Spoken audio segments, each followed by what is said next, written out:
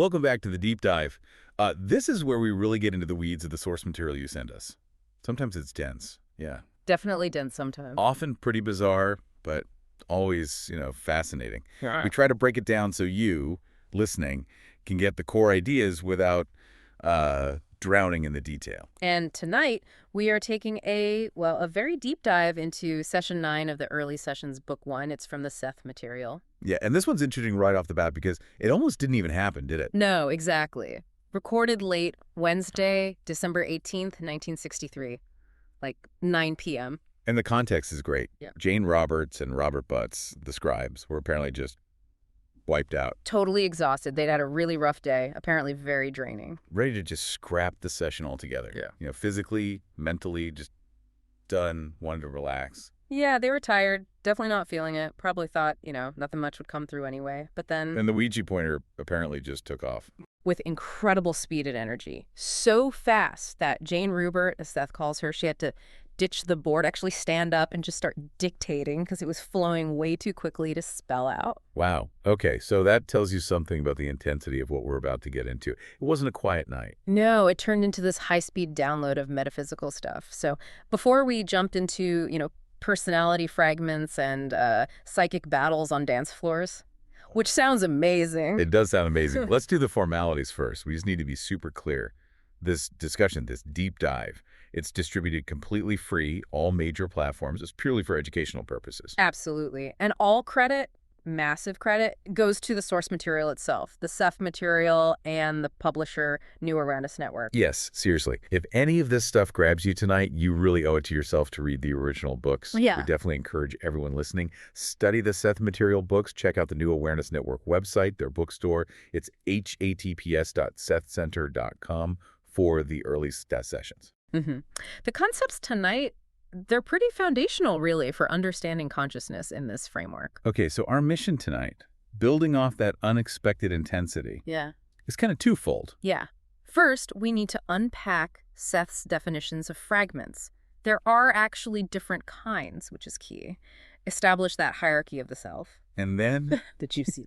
and then we dive into this extraordinary, real-life story where their own emotional state seemingly created actual physical things, manifestations. Okay, that's the kind of story that makes you look twice at grumpy people in corners of rooms. Maybe they're not real. Huh, maybe. And Seth's initial comment right at the beginning, it just perfectly sets that tired, slightly humorous mood. Robert asked the question, Seth clearly sensed the fatigue and just dropped this dry line. What was it? Gratis, I hope it's not the company. Oh, that's brilliant. Don't shoot the messenger. I know you're tired, but here comes the heavy stuff. Exactly, before dropping the metaphysical hammer. Okay, let's try and unpack this. Geometry of existence. It sounds grand, but it starts simply enough. Robert asks, basically, are trees fragments?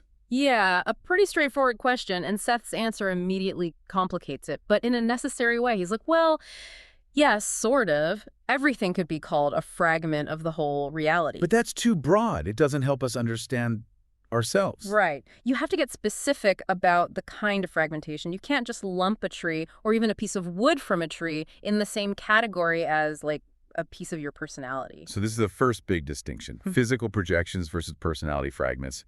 Getting the differences, step one. Absolutely crucial. And Seth uses the Ouija board itself as the example. It's made of wood, right? From Oh, a tree. Yeah. That board, as a physical fragment, a projection of matter, it has less capability, fewer properties than the tree it came from. The tree grows, reproduces, does photosynthesis. The board just sits there. You can stick it in the ground, it won't sprout roots. Exactly. It won't learn to grow. It won't regenerate. It's metaphysically, incomplete, degraded even. Okay, so physical fragments mean loss of properties, but personality fragments, they follow the opposite rule, the nevertheless rule, as we're calling it. That's the absolute key takeaway here. A true personality fragment never has fewer inherent properties than its source, its parent. So it contains everything, all the potential. Everything. The emotional life, the creative drive, the spiritual capabilities, you name it. It's all packed in there, inherent in the fragment, even if a lot of it is, dormant or unused. The blueprint is complete. So it's not like breaking off a piece of rock. It's more like taking a cutting from a plant. It has the potential to grow into the whole plant again. A good analogy. Or like a seed, maybe. Right. It contains the entire potential. And Seth stresses there are no new powers to acquire. The fragment just needs to develop what it already has. Which leads straight into the structure of the self then. Me, you, the listener. Yeah. Right now, in this life, we are an incarnation fragment. Explicitly, we are a fragment of our larger multidimensional entity. And this fragment, this us right now, contains all the properties of that bigger entity, even if, like, 90% of it feels totally inaccessible or unused in daily life. Exactly. Most of it might be latent. The purpose of this life, in this view, isn't really about adding new things. It's about uncovering or developing what's already inherent within us. Revelation, not accretion. So the entity is the whole library. Mm-hmm. And we, the incarnation fragment, are like one book pulled off the shelf. But it's a magic book. Yeah, a magic book that somehow contains the index or the potential for every other book in that entire library. The potential for the whole is right there in the part. Right. So entity creates us, the incarnation fragment. Got it.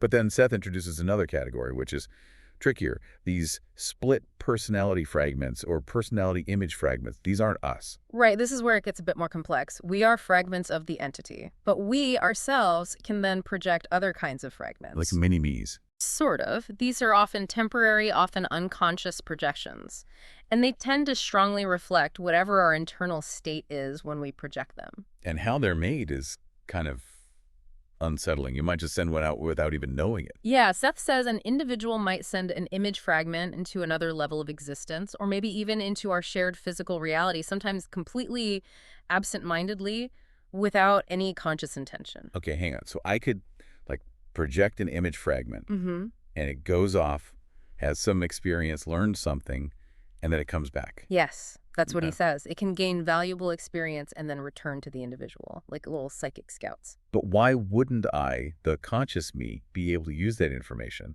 If it learned something useful, wouldn't I want that? You'd think so. But this points to how narrow our normal waking consciousness often is. Seth suggests the conscious individual is often just incapable of recognizing or assimilating the knowledge. Too busy. Sort of. Too focused on the immediate physical reality, maybe. The channel capacity is too small to register these subtle psychic events, especially if the projection was unconscious to begin with. So it's like that friend they mentioned, Bill McDonnell.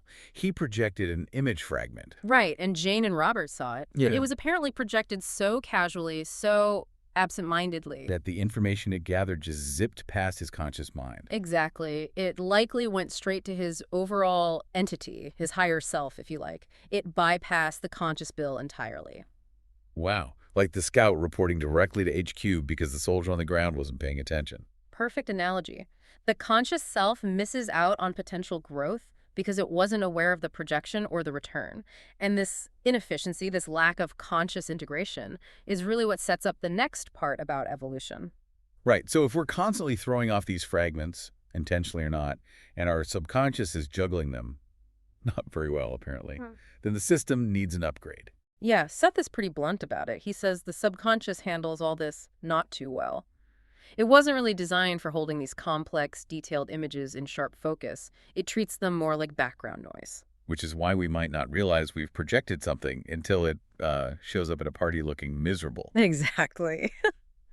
So the evolutionary goal for humanity, on this earthly plane at least, is described as a massive expansion of conscious awareness, a big increase in psychic bandwidth. We're heading towards being able to handle more. Much more. The idea is that consciousness will expand so that all of it, personality fragments, split images, even our own fragments in other lifetimes, past and future, will eventually be held in clear focus without strain. Okay, picturing that. Yeah. Being aware of past lives, current projections, potential future selves, all simultaneously. Yeah. And just being okay with it, not having a complete meltdown. Huh.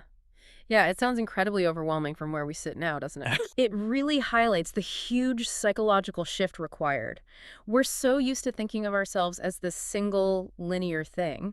This future state implies perceiving ourselves as this interconnected web of selves, all active at once. And the strain is what we feel now during weird psychic moments or intense intuition. That seems to be the implication. The future self will just manage that flow of information naturally. But when is this upgrade scheduled for? Because Seth had a bit of a zinger about the timeline, didn't he? He did. Classic Sethian dry wit. He observes this evolution is happening at the earthly planes. Wait for it. Usual donkey slow rate. Conky slow. Oh, that's fantastic. A cosmic eye roll. Totally. It's a gentle reminder that while the potential for change might be internal and quick, getting it to manifest fully in physical reality, Yeah. well, that takes time. Earth time. But there's hope for faster progress. Yes, definitely. He balances it by saying that once you're finished with the cycle of physical incarnations on Earth, the whole process speeds up dramatically. Ah, so Earth is like the Yep. high-gravity training room. Kind of. High drag, lots of resistance from matter. Once you move beyond that, the evolution toward that expanded consciousness accelerates in ways Seth says he can only dream of. Okay, so we've got the theory. Fragments, projections, future consciousness. Now let's get to the story. The really chilling anecdote that came right after all this theory.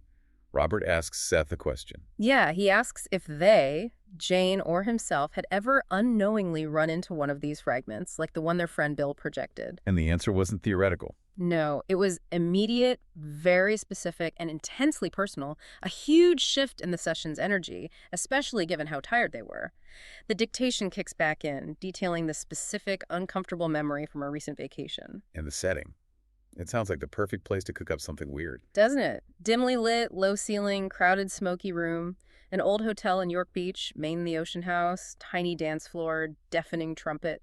You can just picture the slightly claustrophobic, overstimulated vibe. Ideal conditions for psychic projections to Kent's. Seems so. And that's where they appeared. This man and the woman in the York Beach dancing establishment, just sitting there, across the floor, alone at a table. And Seth's identification. Yeah. No beating around the bush. None at all.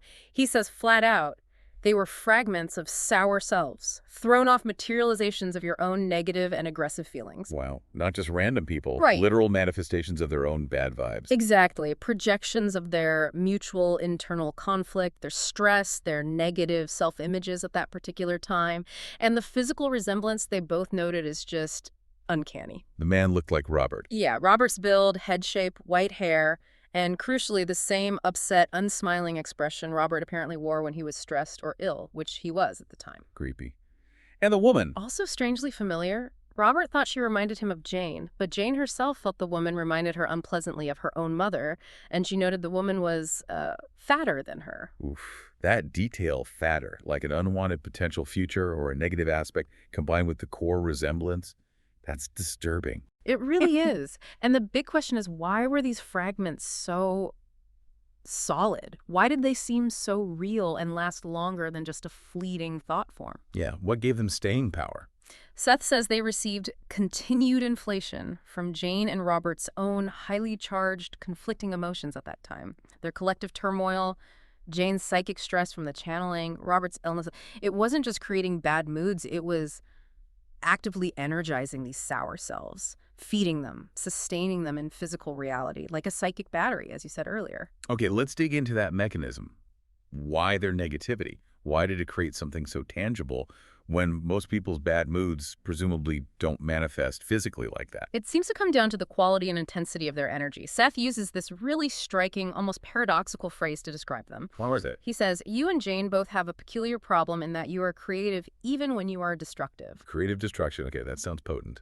Exactly. It suggests that their inherent creative force, the same energy they poured into their writing and art, was being unconsciously funneled into constructing these, well, unhappy image personalities when they were in a negative state. So they were such powerful creators, even their destructive impulses had enough juice to build something. That's the idea. The sheer solidity of the images, the white hair, the specific expressions, the physical presence, it showed the strength of their underlying aggressions and anxieties.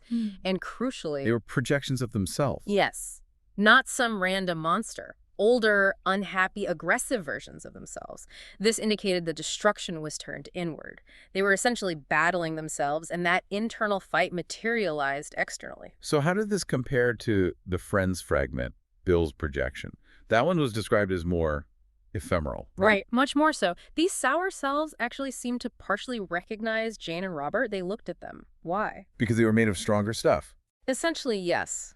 Seth says they contained the parents' intellect and they were strongly attuned because the emotions fueling them were so potent and personal. The Friends fragment made absent-mindedly, lacked that intense emotional charge. His emotions weren't engaged in that same, well, that creatively, if you'll excuse the term, destructive way. Huh. I love that Seth kind of apologizes for the phrase, like, I know this sounds weird, but... Yeah, it acknowledges the strangeness of linking creativity, usually seen as positive, with such a negative manifestation. And Jane felt something was off about this couple, didn't she? Her intuition was buzzing. Strongly. She noticed them right away, felt this weird compulsion to talk to them, sensed something significant. Seth identifies this as a flicker of her whole entity, her higher self, trying to give her a heads up. Which led to that cryptic warning Seth gave Robert during the session. Exactly. Please do not comment, because Jane is having enough troubles with me tonight as it is. Meaning, don't freak her out by analyzing this too much right now. Pretty much. The channeling itself was already putting a strain on her. Suddenly realizing they were discussing a tangible psychic danger, she had actually seen her own projected misery. Made manifest well, it made the whole situation quite precarious. He was telling Robert, essentially, process this internally, don't dwell on it out loud, let's keep her stable. Okay, so the tension is palpable. They see these miserable projections of themselves sitting there, judging them silently across the tiny dance floor. And Robert does something unexpected. Totally counterintuitive, given they were tired and feeling weird. He insists Jane get up and dance the twist with him, even though they apparently didn't really know the steps well. Seth called this violent action under the circumstances. Not physically violent, but psychically. Psychologically violent, yeah. It was an instinctual, almost desperate act of psychic self-defense. Seth's analysis is fascinating. The dancing itself was a move away from the meaning held by those images. How so? Unconsciously, they both seemed to grasp that these figures represented their own destructive potential, their possible unhappy future. And the sheer kinetic energy, the modernity, maybe even the slight rebellion of dancing the twist right then and there, it roused them to actively fight back. And they danced right near the couple's table. Right next to them. Which leads to maybe the best line in the whole session. Seth says Jane was literally, though unknowingly, kicking her heels in the faces of the images you had created. Oh, that's priceless. Kicking your heels in their faces. It's so visual and funny, but also deeply symbolic. Absolutely. That physical act, that sudden assertion of vitality of the present self, it acted as this powerful psychic shield. Seth notes that forming those solid fragments had nearly depleted their normal energy. So where did the energy for dancing come from? From psychic reserves. Subconscious emergency power, basically, save for just such a crisis. It was pure self-preservation kicking in, drawing on hidden strength. And the outcome was positive. Therapeutic, even. Very much so. Seth says the triumph of that spontaneous dance reinforced the healthy aspects of their current egos. It was like proving to themselves on a deep level that their functioning, present selves were stronger than those potential miserable projections. But there was a real danger they avoided, wasn't there? Something more profound than just feeling bad. Oh, yes. This is where it gets truly chilling. These fragments weren't just reflections. They represented a possible variation, a path they could have gone down. What was the specific danger? Seth reveals the subtle, catastrophic possibility. The dominant personalities, Jane and Robert, could have transferred the bulk of themselves into those miserable images they created. Wait, like swap places, become the unhappy fragments. Essentially, yes. Leaving their old, healthier selves to kind of dissipate across the room while they became trapped in the projection. That is horrifying, to become entombed in your own worst potential self. Entombed is the word Seth uses. He likens the image to a fibrous projection or growth into which your present personality could become entombed. Like a psychic tumor, almost. And that would be a massive setback. Catastrophic. For the personality in this life and for the overall entity, it would trap their conscious focus in this dead-end, destructive form, halting their evolution. So the dance saved them from that entombment. What actually happened to the sour selves? Did they just vanish? Not exactly. They disappeared in the crowd in the anteroom. But Seth makes a key point. They didn't leave the hotel under their own power. Why not? Because they had no power to leave the place where they were born, that specific hotel room, unless Jane and Robert gave them that power. The assertive act of dancing neutralized their immediate threat, but didn't erase their existence. The potential for them to reappear, perhaps with less emotional fuel needed next time, still lingered. They were defeated for the moment, but the pattern existed. Wow. Okay, after that intense story, the session wraps up with some slightly less dramatic, but still pretty profound questions, right? about Robert's art and their lives. Yeah, it shifts gears quickly. Robert asks about a couple of his drawings. One was an old woman done in egg tempera. Another was a woman and a baby. And these connected to past lives. Apparently so. Seth said the old woman drawing represented a synthesis of knowledge Robert had gained in a specific past life, referred to as the mother. It showed his current creative work was tapping into this deep, multi-life wellspring of experience. Which brought up how memory is stored, mentally versus physically. Exactly. Seth made this distinction. Knowledge, the insights, the wisdom learned, lingers in what he called the mental genes, but the memory of the flesh, the specific feelings, the biological experiences, those reside in the physical genes. That's quite elegant. What's learned isn't locked, just stored appropriately. And then came arguably the biggest personal revelation in the session, dropped in almost casually. What was that? Seth told them that neither Jane nor Robert needed to have children in this current life. Why not? Because they were almost finished with incarnations on the earth. Whoa. Just casually drops that bombshell. That is basically their last lifetime here. Pretty much. It completely reframes their life purpose, doesn't it? Validates the intense focus on their work. And it had implications for physical death. Yes. Because it's the final Earth life, Seth explained, their physical bodies would return completely upon death. No fragmentation through offspring carrying on parts of their physical essence. So their immortality wasn't sought through having kids. Exactly. It was sought through their work, the books, the art, the channeled material itself. That would be their continuing presence on the Earth plane, not physical descendants. Their entity had apparently learned what it needed from the challenges of the flesh in that way. That's huge. A real validation of a life dedicated to creative and intellectual work. Definitely. And then right at the very end, Robert brings up one last very abstract topic. Mental enzymes. Mental enzymes, like Yeah. thoughts that act like catalysts. Sort of. Seth seemed keen, but admitted it was really hard to explain across dimensions. He said certain substances, let's say, are produced mentally but are absolutely vital for maintaining a physical world. And he gave an example. Chlorophyll. The green stuff in plants, essential for life as we know it. He presented that as an example of a mental enzyme. Okay, my brain just short-circuited a little. Chlorophyll is mental. From Seth's perspective, yes. It highlights the core challenge, explaining something that's a mental necessity from his reality, which appears to us as purely physical or biological. It's that ultimate subjective-objective divide again. Our world's existence relies on mental structures we only perceive as physical laws or substances. And that's where they left it. Too much for one night. Pretty much. Seth basically said, it's more than either of us bargained for, and told Robert to stop writing and get some rest. Can't blame him after that roller coaster. No kidding. From defining fragments using a Ouija board to future consciousness to psychic self-defense via the twist. Quite a session. #outro. Okay, let's try and boil this down.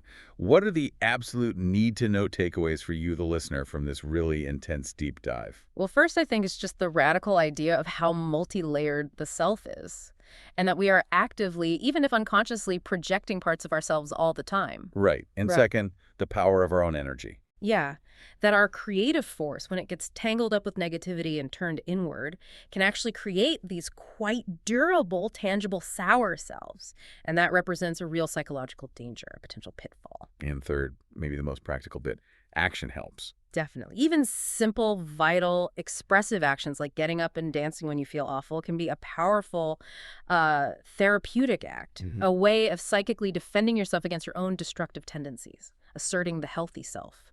Assertion is salvation. Not like that. Okay. Okay, so the final thought for you, the listener, to maybe chew on, building on that York Beach thing. If our negative vibes, our conflicts, our self-criticism, if that stuff, when intense enough, can actually materialize an unhappy, unsmiling version of us in a bar. Yeah. What about the flip A side? positive projection. Yeah. What creative, positive, expansive aspects of your deeper self, your entity, might you be projecting right now, maybe without even realizing it? Where are those positive potentials out there? Maybe gathering experience, testing things out for you. What good stuff are you creating unconsciously? That's the responsibility, right? But also the amazing potential we carry. What are you creating without knowing it? Something to definitely think about. Absolutely. Well, thank you for joining us on this rather chilling but fascinating deep dive into Session 9. As always, we really encourage you, go to the source, check out the Seth material, visit the New Awareness Network website and bookstore. It's https.sethcenter.com. The-early sessions. Explore it for yourself. It's worth the read. Until next time.